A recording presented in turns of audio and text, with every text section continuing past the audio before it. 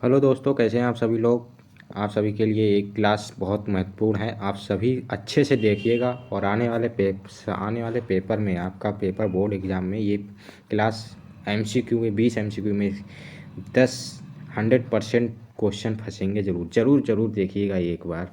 Please please आपसे से request है, आप ज़रूर देखिएगा। 10th बोर्ड वाले बच्चे आप ज़रूर देखिएगा। ठीक है, बिना किसी देरी से हम लोग शुरू करते हैं क्लास। बहुविकल्पीय प्रश्न है। भारत में बैंक जमा करने का प्रतिशत नकद के रूप में हम अपने पास रखते हैं। कितना प्रतिशत अपने नकद के रूप में रखते हैं? तो इसका हो जाएगा सही आंसर क्या हो जाएगा हमारा। इसका सही आंसर हो जाएगा 15%। हम 15% अपने पास नकद के रूप में रखते हैं। इसका सही आंसर हो जाएगा। ठीक है, यहाँ पर 1 नंबर आपका हमारा हो जाएगा। आगे बढ़ते हैं दोस्तों, आगे बढ़ते हैं। दूसरा क्वेश्चन ये रहा हमारा। निम्न में से मुद्रा में किससे सम्मिलित किया जाता है? मुद्रा में किसे सम्मिलित किया जाता है? इसका चौथा आंसर सही हो जाएगा। हाँ, सिक्के भी मुद्रा में आते हैं, और मांग जमा, करेंसी नोट। ठीक है, इसका सही आंसर हो जाएगा चौथा। ये सभी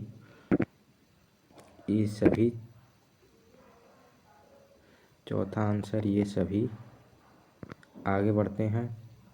क्वेश्चन नंबर तीसरा। मुद्रा का आविष्कार किस प्रणाली के दोषों को दूर करने के लिए किया जाता है? मुद्रा का आविष्कार किस प्रणाली को दोषों को दूर करने के लिए किया जाता है? नंबर एक क्या है हमारा? मुद्रा विनिमय, पैसा विनिमय, वस्तु विनिमय और विनिमय। इसका सही आंसर क्या होगा दोस्तों, बताइएगा। तीसरे का, मुद्रा का आविष्कार किस प्रणाली को दोषों को दूर करने के लिए किया जाता है? इसका सही आंसर हो जाएगा हमारा वस्तु विनिमय। वस्तु विनिमय के लिए दोषों को दूर करने के लिए किया जाता है मुद्रा का आविष्कार। क्वेश्चन नंबर चौथा। मुद्रा के आधुनिक रूप कौन कौन से हैं? जो आधुनिक रूप हैं, हमारी जो मुद्रा होती है, रुपए किस किस की फॉर्म में मिल जाते हैं? ज़्यादातर रूप में हमको करेंसी, कागज़ के नोट, सिक्के, मुद्रा आदि के रूप में मिल जाते हैं। तो इसका पहला आंसर सही हो जाएगा। चौथे का पहला आंसर सही हो जाएगा। ये आंसर सही हो जाएगा हमारा। यहाँ पर 1 नंबर हो जाएगा।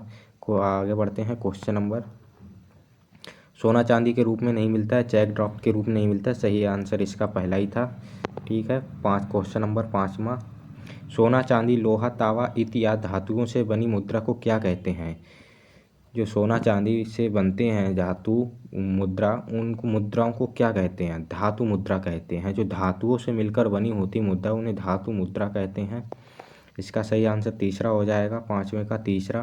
Question number 6। भारत में करेंसी नोट कौन जारी करता है? जो हमारे भारत में जो नोट है, रुपए है, रुपी यानी भारत की रुपीज़, और को कौन जारी करता है? उसको जारी कौन करता है दोस्तों? इसका सही आंसर होगा भारतीय रिजर्व बैंक। इसका सही आंसर क्या हो जाएगा? भारतीय रिजर्व बैंक। भारतीय रिजर्व बैंक जारी करता है। ठीक है, इसका सही आंसर हो जाएगा भारतीय रिजर्व बैंक। यहाँ पर एक हमारा आंसर हो जाएगा भारतीय रिजर्व बैंक। Question number 7। आगे बढ़ते हैं। असंगठित क्षेत्र के सदस्य कौन हैं? असंगठित क्षेत्र के सदस्य कौन हैं? 7 का कारीगर, पहला कारीगर, भूमिहीन, कृषि श्रमिक, सीमांत किसान और ये सभी। चौथे का, ये जो असंगठित क्षेत्र के सदस्य कौन है? ये सभी हैं। इसका सही आंसर क्या हो जाएगा? ये सभी। यहाँ पर ये एक आंसर है। ये इम्पोर्टेंट क्वेश्चन है, आईएमपी क्वेश्चन। ठीक है, और 8 का, कौन सा क्षेत्रक सबसे ज़्यादा रोजगार देता है? द्वितीयक क्षेत्रक सबसे ज़्यादा रोजगार देता है। ठीक, इसका सही आंसर हो जाएगा द्वितीयक क्षेत्रक। इसका सही आंसर हो जाएगा द्वितीयक क्षेत्रक, सही आंसर होगा। और क्वेश्चन नंबर 8। वह क्षेत्रक जिस पर सरकार का स्वामित्व होता है। वह क्षेत्रक बताइए जिसमें सरकार का स्वामित्व होता है, और ऐसा क्षेत्रक होता है जिसमें सरकार के साथ साथ हम लोगों का भी स्वामित्व होता है। उस क्षेत्र को सार्वजनिक क्षेत्र कहते हैं। और जिसमें सिर्फ सरकार का होता है उसे संगठित क्षेत्रक कहते हैं। क्या उन सा क्षेत्र कहते हैं? सरकार का संगठित क्षेत्रक कहते हैं। 9 का तीसरा। आगे बढ़ते हैं। साम प्राथमिक क्षेत्रक में शामिल होता है। प्राथमिक क्षेत्र में कौन कौन शामिल होता है? प्राथमिक क्षेत्र में सबसे ज़्यादा कृषि आती है। इसका सही आंसर हो जाएगा कृषि, तीसरा सही आंसर हो जाएगा। और इसका जीडीपी क्या है इसका? ये आईएमपी है, ये आप लिख लीजिएगा आईएमपी, आईएमपी। ठीक है, जीडीपी क्या होती है इसको देखते हैं। जीडीपी क्या होती है? सकल दैनिक उत्पाद, सकल घरेलू ऊर्जा, सकल घरेलू उत्पाद, विशाल घरेलू उत्पाद। जीडीपी एक हमारी ग्रोथ प्रोडक्ट, डेवलप प्रोडक्ट यानी सकल घरेलू उत्पाद होता है। इसका सही आंसर तीसरा हो जाएगा, सकल घरेलू उत्पाद। यहाँ पर एक आंसर हो जाएगा। कौन सी गतिविधि तृतीय क्षेत्रक के अंतर्गत आती है? ऐसी कौन सी गतिविधि है जो तृतीय क्षेत्रक के अंतर्गत आती है? तृतीय क्षेत्रक के अंतर्गत कौन कौन से आते हैं? सेवाएं, ये सेवाएं आती हैं, सही आंसर है इसका। आगे बढ़ते हैं।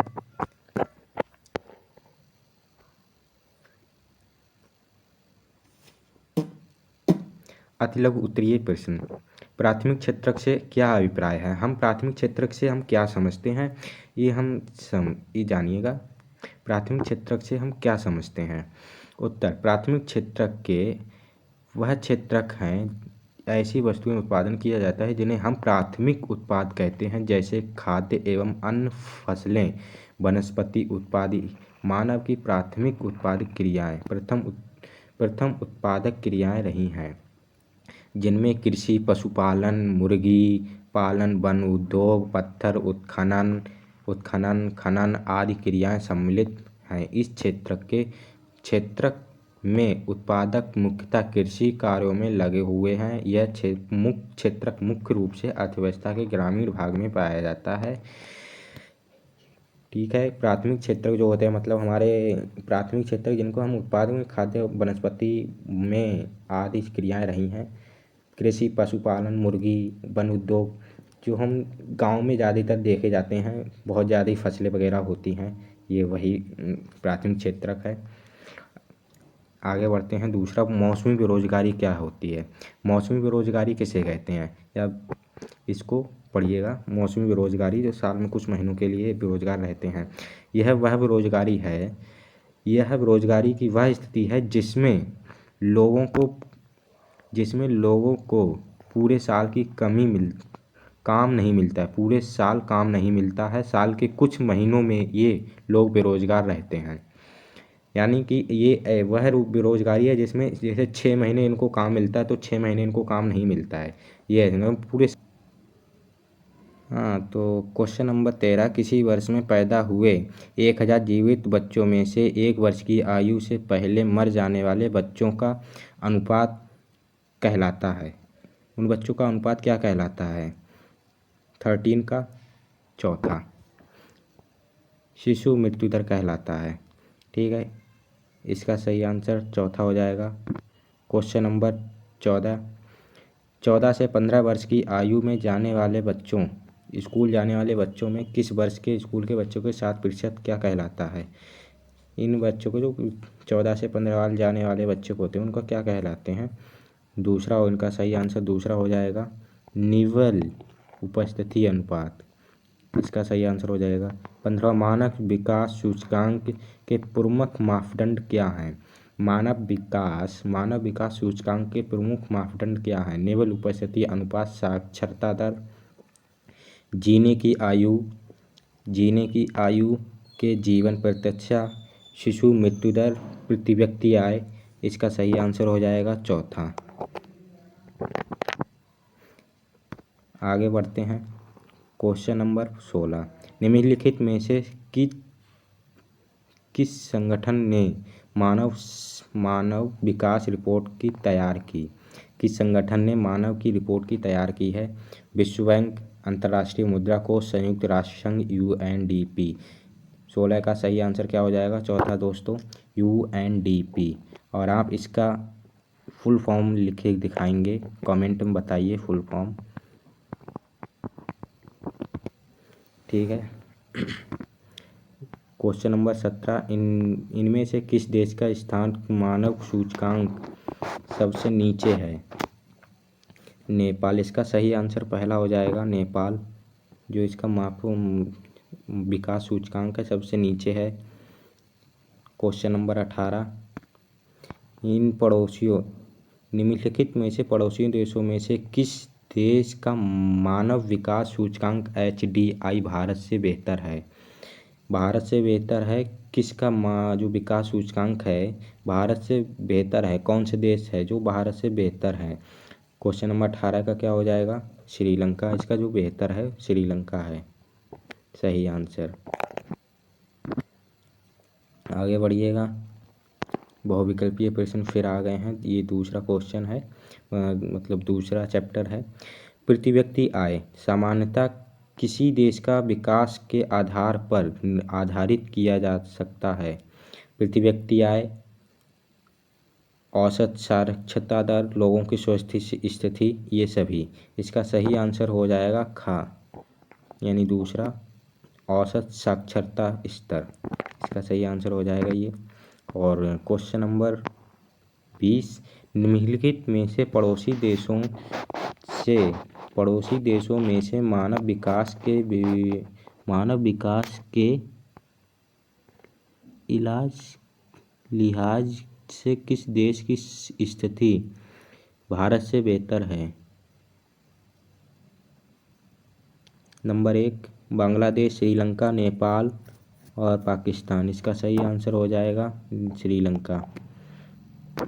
आगे बढ़ते हैं। उपभोक्ता आंदोलन के जन्मदाता कौन हैं? उपभोक्ता आंदोलन के जन्मदाता कौन हैं? इसका सही आंसर बताइएगा जल्दी जल्दी जल्दी जल्दी कमेंट में। इसका सही आंसर क्या हो जाएगा? एल्कनाइट।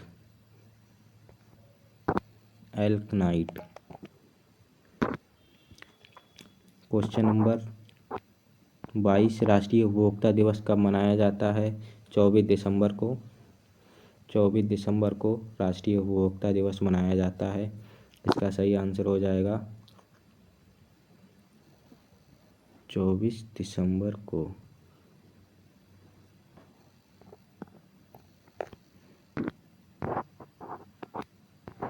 विश्व उपभोक्ता अधिकार दिवस कब मनाया जाता है? विश्व उपभोक्ता अधिकार दिवस कब मनाया जाता है? इसका 15 मार्च पहला, 23 का पहला,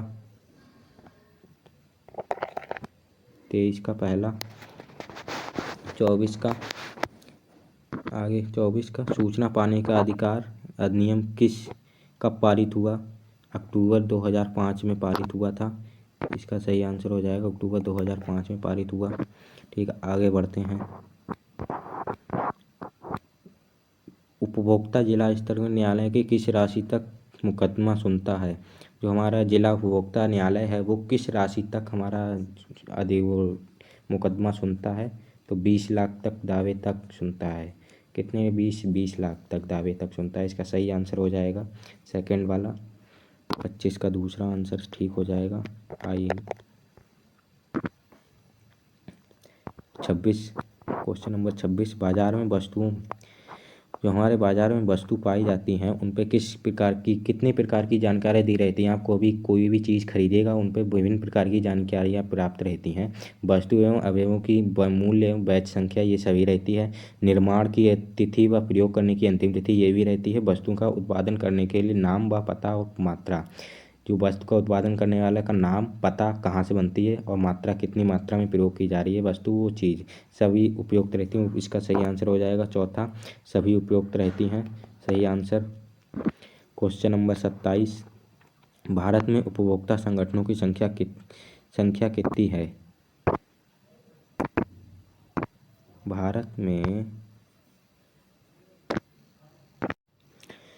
भारत में उपभोक्ता संगठनों की संख्या कितनी है? इसका सही आंसर हो जाएगा 700 अधिक हैं उपभोक्ता की संख्या। क्वेश्चन नंबर 28, उपभोक्ता निवारण प्रक्रिया में प्रमुख समस्या क्या है? जो हमारे उपभोक्ता उसमें निवारण करने की प्रमुख प्रक्रिया समस्या क्या क्या समस्याएं आती हैं? नंबर 1 प्रमाण जुटाना सबसे कठिन है। प्रमाण जुटाने की उसमें क्या प्रमाण है? खर्चीला, अधिक खर्चीला होता है, ये भी सही है। अधिक समय लगना, अधिक समय लगता है, उपरोक्त सभी। इसका सही आंसर हो जाएगा उपरोक्त सभी। क्वेश्चन नंबर 29, उपभोक्ता शोषण करने का तरीका क्या होता है? हमारे जो उपभोक्ता शोषण है, हमारे हम लोग उपभोक्ता हैं। जब दुकान से कोई चीज़ खरीदते हैं हम उपभोक्ता हैं, तो हमारा शोषण किस प्रकार किया जाता है? तो मिलावट करने, अधिक अधिक मिलावट रहती है वस्तुओं में, कम तौलना, कम मापू, और आजकल यार इसमें कम तौलने लगता है, नकली वस्तु बेचना। यानी उसी जो ये हमारा पेन है, इसी में मतलब नकली नकली पेन मतलब अच्छे चावल, प्लास्टिक के चावल बेच दिए जाते हैं, उनका नकली, ऐसे भी मुनाफा किया जाता है। और उपरोक्त सभी, इसका सही आंसर हो जाएगा उपरोक्त सभी। इसका सही आंसर हो जाएगा उपरोक्त सभी। हॉलमार्क किस वस्तु पर प्रमाणक चिन्ह है? जो हॉलमार्क लगा रहता है, किन पे लगा रहता है हॉलमार्क, बताइएगा। इसका सही आंसर क्या हो जाएगा? हॉलमार्क किस में लगा रहता है? सोने में, सोना होता है उसमें हॉलमार्क लगा रहता है। इसका सही आंसर हो जाएगा ये। और एग मार्क किन वस्तुओं में प्रमाणिक होता है? जो एग मार्क होता है किन वस्तुओं में प्रमाणक चिन्ह होता है? Egg mark. इसका सही हो जाता है खाद्य पदार्थ, एग मार्क लगा रहता है। ऐसे होगा, ऐसे होगा, ऐसे होगा, और बीच में हरे कलर का चिन्ह होगा, ये उसे एग मार्क कहते हैं। कि मतलब नहीं नहीं नहीं, ये वो नहीं होता है। इसे खाने के लिए कि वेजिटेरियन है, नॉन वेजिटेरियन है, वह ग्रीन कलर, अगर लाल कलर का तो उसको मांस मच्छी मतलब इनसे सबसे बनता रहता है। नंबर क्वेश्चन नंबर 32, ISI किसका प्रमाणक चिन्ह है? ISI किसका प्रमाणक चिन्ह है? इसका सही आंसर हो जाएगा तीसरा। यहाँ पर क्वेश्चन नंबर 32 का तीसरा, उत्पादित मशीनों आदि या गैर खाद्य वस्तुओं का ISI का प्रमाणक चिन्ह होता है उत्पादित मशीनों का। सही आंसर हो जाएगा इसका तीसरा। गत वर्षों में हमारा बाजार पूर्णतः परिवर्तित हो गया है। इसका सही आंसर हो जाएगा दूसरा। बहुराष्ट्रीय कंपनियों का उद्देश्य क्या होता है? जो हमारी बहुराष्ट्रीय कंपनियां आती हैं उनका उद्देश्य क्या होता है? देखिएगा, न्यूनतम लागत रहती है इनकी, ये सभी हमारी बहुराष्ट्रीय कंपनी न्यूनतम लागत में अधिक लाभ होना चाहिए, अधिकतम लाभ, नवीनतम बाजारों की हो, जो मतलब पास हो, हमारे कंपनियों से पास हो बाजार। तो ऐसे ये सभी, इसका सही आंसर हो जाएगा ये सभी। ये इसका इम्पोर्टेंट है, ये ध्यान रखना। आयात आयात पर कर, जो हमारा आयात पर कर है वो क्या है? ये व्यापार अवरोधक है। जो आयात करते हैं उन पर कर लगा दिया जाता है, 100% कर लगा दिया जाता है, ये व्यापार अवरोधक है। इसका सही आंसर हो जाएगा व्यापार अवरोधक, आयात कर। वैश्वीकरण की प्रक्रिया में मुख्य भूमिका निभा रहे हैं। जो हमारे वैश्वीकरण की प्रक्रिया है उसमें मुख्य भूमिका कौन निभा रहा है? मुख्य भूमिका, देखो अंतर्राष्ट्रीय संगठन भी इसमें मुख्य भूमिका निभा रहा है, बहुराष्ट्रीय निगम, आर्थिक सुधार कार्यक्रम भी हो रहा है। तो इसका सही आंसर हो जाएगा ये सभी। 36 का चौथा, देशों को जोड़ने से वैश्वीकरण से परिणाम होंगे। जो हमारे देश हैं इनसे जोड़ने के परिणाम क्या क्या होंगे, ये बताइएगा। सही आंसर इसको, उत्पादक के बीच कम प्रतिस्पर्धा होगी, ठीक है, उत्पादक के बीच अधिक प्रतिस्पर्धा होगी, उत्पादकों के बीच प्रतिस्पर्धा में परिवर्तन नहीं होगी, उपरोक्त में से कोई नहीं। इसका सही आंसर हो जाएगा दूसरा। जो हमारे उत्पादक होंगे उनके बीच अधिक प्रतिस्पर्धा होगी, ठीक है, इसका सही आंसर हो जाएगा। क्वेश्चन नंबर 38, वर्ष कौन सी वर्ष के दौरान, कौन सी सन के दौरान आर्थिक नीतियों के दूरगामी परिवर्तन किए गए थे? 1991 के दौरान, 1991 के दौरान आर्थिक नीतियों में दूरगामी परिवर्तन किए गए थे। इसका सही आंसर हो जाएगा 1991। विश्व व्यापार संगठन की स्थापना की गई। विश्व व्यापार संगठन की स्थापना कब की गई थी? 1995 में। ये आ जाएगा विश्व व्यापार संगठन, WTO, वर्ल्ड ट्रेड ऑर्गेनाइजेशन।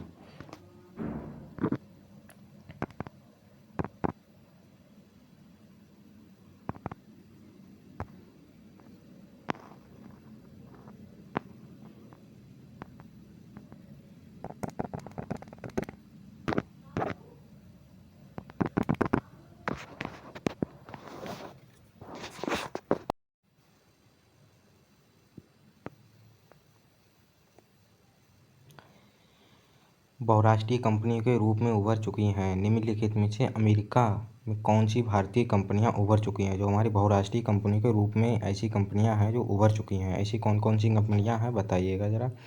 इसका सही आंसर हो जाएगा ये सभी हैं जो हमारी ऐसी कंपनियां हैं जो सभी कंपनियां उभर चुकी हैं। टाटा मोटर्स भी उभर चुकी है, रैनवैक्सी भी उभर चुकी है।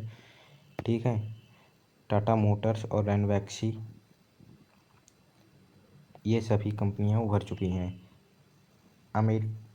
अमेरिका में सकल घरेलू उत्पाद कृषि हिस्सा का लगभग कितना प्रतिशत है? 1%। इसका सही आंसर हो जाएगा 1%। क्वेश्चन नंबर 42, 2016 तक के देशों में कितने व्यापार संगठन सदस्य थे? इसका सही आंसर हो जाएगा 165। अमेरिका बहुराष्ट्रीय कंपनियां कारगिल फूड से कौन सी कंपनियां भारत की कंपनी को खरीदा था? इसका सही आंसर हो जाएगा परक फूड कंपनी को खरीदा था।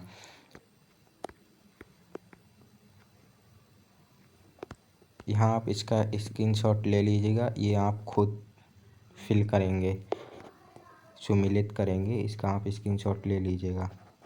ठीक है, और कमेंट बॉक्स में बताएंगे। 45, क्वेश्चन नंबर 45, कुछ ऐसे कारकों की चर्चा कीजिए जिनमें उपभोक्ता का शोषण होता है।